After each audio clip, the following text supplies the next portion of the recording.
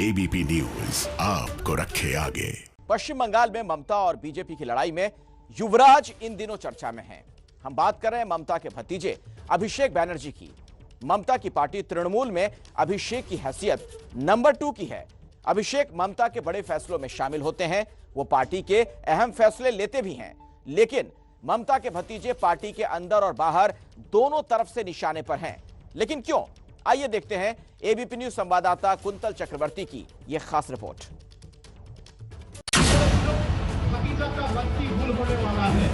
ममता जिस पर भरोसा करती हैं,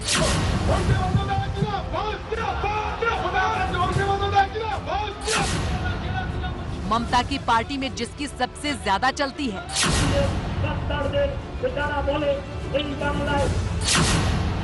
जो ममता की सियासी विरासत का उत्तराधिकारी है, ममता का वो युवराज क्या टीएमसी के किले को कमजोर कर रहा है? क्या ममता पर भारी पड़ रहा है भतीजा प्रेम?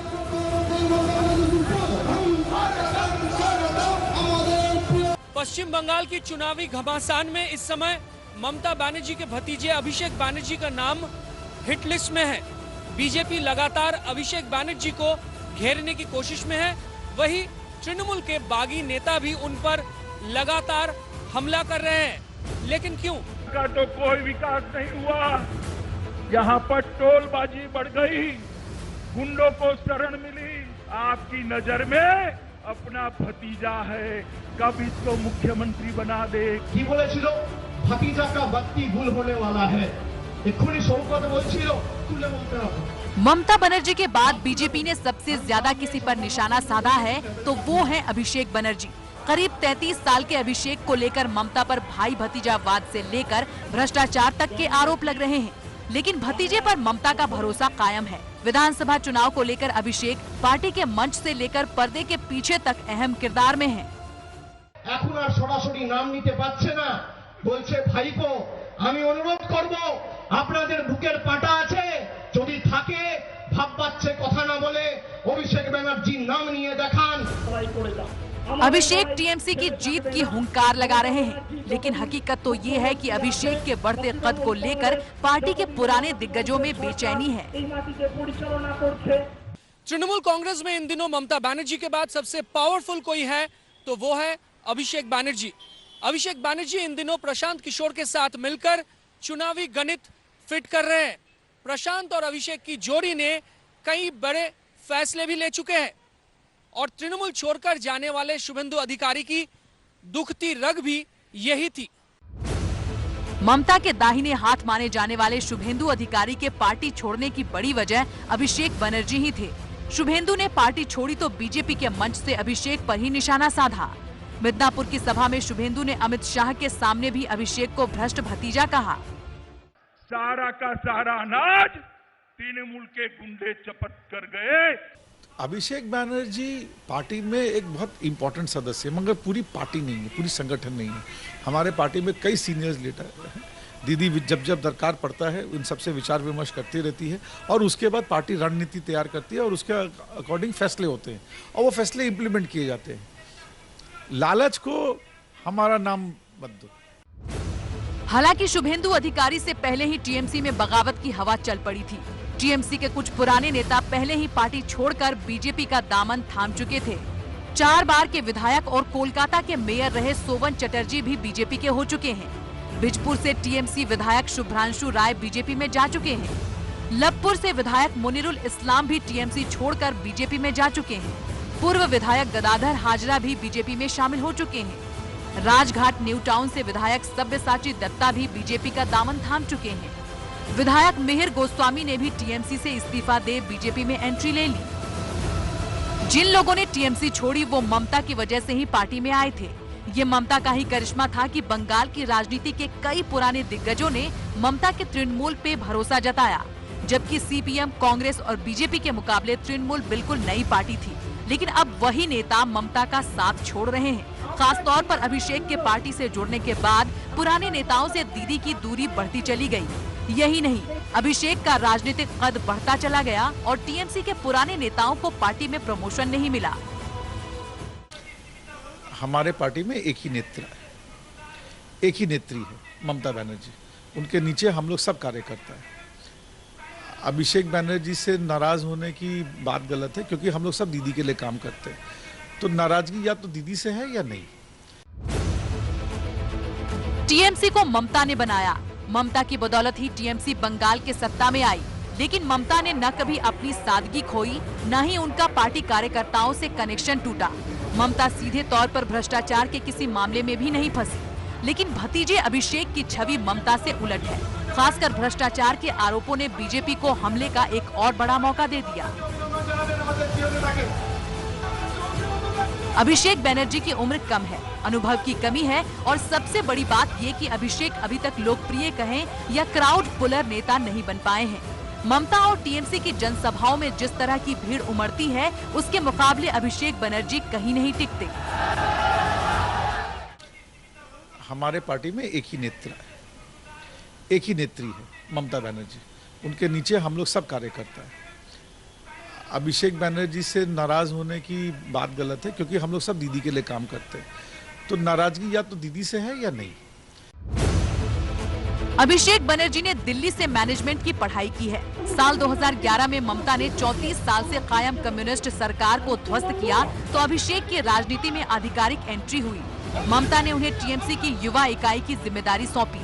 इसके बाद पार्टी में अभिषेक का वजन बढ़ता चला गया। वो टीएमसी के टिकट पर डायमंड हार्बर लोकसभा सीट से लगातार 2 बार सांसद चुने गए। संसद में एनआरसी पर अभिषेक बनर्जी ममता के तेवर में बोलने की कोशिश करते दिखे। We will fight to the last drop of our blood, but will not allow NRC in Bengal. Bangla NRC होवे ना। यहाँ पे सदन में जितने लोग बैठे हुए ऑपोजिशन को छोड़ के आपका सब रूलिंग सत्ते में सबके पास डॉक्यूमेंट होगा 1971 के पहले का।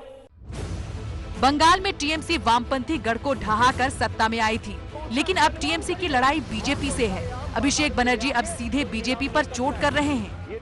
आप नारे लगाते हैं भारत माँ की जय। अरे भारत माँ है, हमारे लिए भारत माँ है। माँ है तो उसकी हिफाजत करिए। माँ को सरेआम बाजार में ले आके कोई नीलाम नहीं करता है, ये जानना चाहिए आपको। पहले बीएसएनएल, फिर रेलवे, फिर एयर इंडिया, आईडीबीआई और अब एलआईसी। आप क्रोनोलॉजी समझ लीजिए।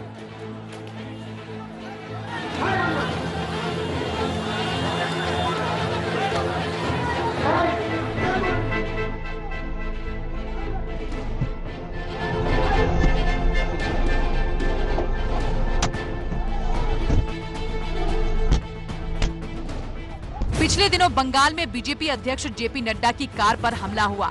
इस घटना को लेकर अभिषेक बनर्जी और बीजेपी के बीच ठन गई।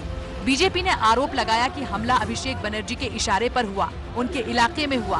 बीजेपी कार्यकर्ताओं ने अभिषेक बनर्जी के दिल्ली वाले घर पर कालिक पोती और प्रदर्शन किया। সবার আক্রমণের কেন্দ্রবিন্দুকে ভাইপো কিন্তু মুখে নাম নিতে পারে না, নাম নিয়ে বলতে পারে না অভিষেক বন্দ্যোপাধ্যায় এই বুকের পাটা ভারতবর্ষের প্রধানমন্ত্রীরও নেই আর বিজেপির ছোট বড় সেজো মাঝারি নেতাদেরও নেই। अभिषेक बनर्जी पार्टी में पकड़ बनाने की पूरी कोशिश में जुटे हैं। टीएमसी जब भी किसी बड़े विवाद में फंसती है, अभिषेक बनर्जी उसमें कूद पड़ते हैं। ममता सरकार और राज्यपाल जगदीप धनखड़ में टकराव बढ़ा तो अभिषेक ने मोर्चा संभाल लिया। अभिषेक संसद के बाहर भी गवर्नर धनखड़ पर गंभीर आरोप लगा चुके हैं। यही नहीं, ममता बनाम बीजेपी की लड़ाई तेज हुई तो अभिषेक ने पीएम मोदी और अमित शाह के खिलाफ भी मोर्चा खोल दिया। Raj Bhavan across India are only being used as BJP's extended offices and post-retirement mansions of these BJP leaders. Nothing else. Nothing else.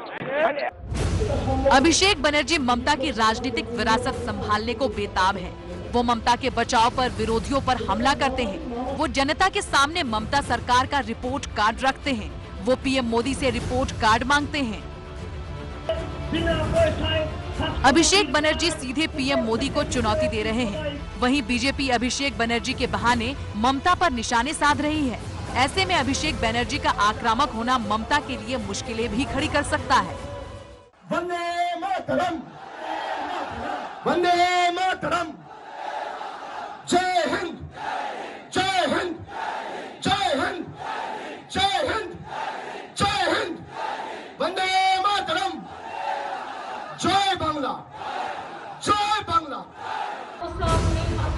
ममता दीदी बंगाल के सियासी मिजाज को जानती हैं। ममता इस बात से भी वाकिफ होंगी कि भतीजे अभिषेक पर पार्टी के अंदर और बाहर से हमले हो रहे हैं। इसके बाद भी ममता अभिषेक के साथ है।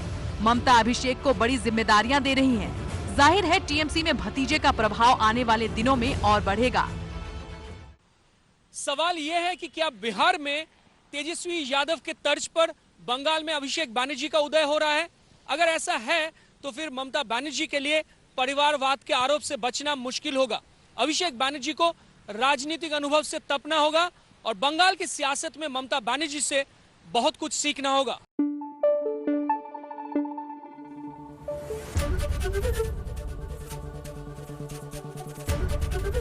एबीपी न्यूज आपको रखे आगे।